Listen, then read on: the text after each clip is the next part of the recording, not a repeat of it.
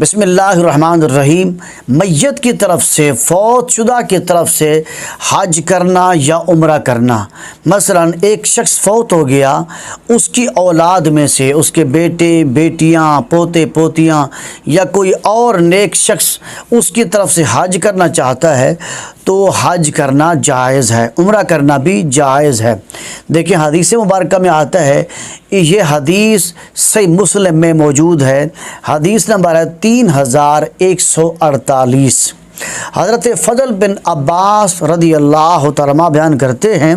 کہ قبیلہ خثعم کی ایک عورت نے عرض کیا، یا رسول اللہ صلی اللہ علیہ وسلم، میرے والد بہت بوڑھے ہیں، ان پر اللہ تعالیٰ کا فریضہ حج واجب ہو چکا ہے اور وہ اپنے اونٹ کی پشت پر بیٹھ نہیں سکتے۔ حضور نبی اکرم صلی اللہ علیہ وسلم شاہ فرمایا، تم ان کی طرف سے حج کر لو۔ اس حدیث کی شرح میں علامہ نووی رحمۃ اللہ تعالی لکھتے ہیں کہ جو شخص بڑھاپے کی وجہ سے یا لنگڑے پن کی وجہ سے یا نابینا ہونے کی وجہ سے یا کسی ایسی عاجزی کی وجہ سے وہ حج نہ کر سکے تو اس کی طرف سے حج کرنا جائز ہے، اور اسی طرح ایسا شخص جو حج نہیں کر سکا اور وہ فوت ہو گیا تو اس کی طرف سے بھی حج کرنا جائز ہے۔ اس کے بعد علامہ نووی رحمۃ اللہ علیہ لکھتے ہیں کہ اس عورت نے حضور نبی اکرم صلی اللہ علیہ وسلم کی بارگاہ میں عرض کیا کہ میرے باپ پر حج فرض ہو گیا ہے، حالانکہ وہ بوڑھا شخص ہے اور سواری پر وہ خود نہیں بیٹھ سکتا، تو رسول اللہ صلی اللہ علیہ وسلم نے اس کا رد نہیں فرمایا، یہ نہیں فرمایا کہ جب وہ خود حج نہیں کر سکتا تو اس کی طرف سے کوئی بھی حج نہیں کر سکتا، بلکہ حضور نے یہ جواب دیا ہے کہ جب وہ بوڑھا تیرا باپ خود حج نہیں کر سکتا تو تو اس کی طرف سے حج کر لے۔ معلوم ہوا کہ یہ حدیث اس بات کی دلیل ہے کہ جو شخص بوڑھا ہو یا عاجز ہو یا بیمار ہو یا نابینا ہو جائے یا اسی طرح فوت ہو جائے تو اس کی طرف سے اس کے ورثاء میں سے اس کے بیٹے بیٹیاں یا کوئی اور شخص حج کرنا چاہتا ہو یا عمرہ کرنا چاہتا ہو تو وہ حج بھی کر سکتا ہے، عمرہ بھی کر سکتا ہے۔ اس کا ثواب اس فوت شدہ کو بھی ملے گا یا وہ بوڑھا جو مجبور ہے، عاجز ہے، لنگڑا ہے، نابینا ہے، زندہ بھی ہے اگرچہ والد ہے یا والدہ ہے، اس کو بھی ثواب ملے گا،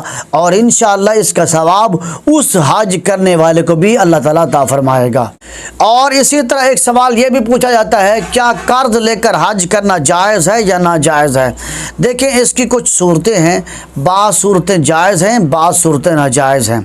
جو جائز صورت ہے قرض کی وہ یہ ہے، ایک شخص ایسا ہے جس کی تنخواہ ہے، اس سے وہ اپنے گھر کا خرچ بھی چلاتا ہے اور اس سے وہ کچھ تھوڑے تھوڑے پیسے بچا کے رکھتا ہے،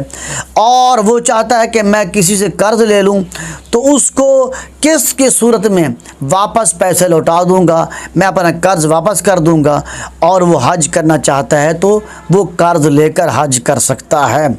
جیسے مثال کے طور پر اس کی سالانہ آمدنی گندم کی یا سالانہ کماند کی فصل کے پیسے آتے ہیں، وہ اچھی طرح معاہدہ کر کے تحریر کر کے دے اپنے قرض دار کو، اس سے پیسے لے بغیر سود کے، وہ حج کر سکتا ہے۔ اور اسی طرح قرض کی جو ناجائز صورت ہے وہ یہ ہے کہ کوئی شخص حج کرنے کے لیے بینک سے لون لے لے، بینک سے قرض لے لے سود پر، تو یہ قرض لینا جائز نہیں ہے، کیونکہ سود حرام ہے اور حرام کے پیسوں سے حج کرنا جائز نہیں ہے۔ لہٰذا خلاصہ کلام یہ ہے، بہتر یہ ہے کہ انسان کو چاہیے کہ وہ اللہ کی بارگاہ میں توبہ استغفار کرے، اللہ کی بارگاہ میں دعائیں کرتا رہے، اللہ تعالیٰ حج کرنے کے اسباب پیدا فرما دے گا، وہ کسی سے قرض نہ لے۔ ہو سکتا ہے کہ اس دوران اس کو موت آ جائے تو پھر قرض اس کے گلے میں پڑا رہے گا، لہٰذا قرض لینا بھی جائز ہے، اور اگر قرض کو واپس لوٹانے کی کبھی امید نہ ہو تو پھر بہتر ہے قرض نہ لے، وہ اللہ کی بارگاہ میں صرف دعائیں کرتا رہے، اللہ تعالیٰ اس کو معاف فرمائے گا۔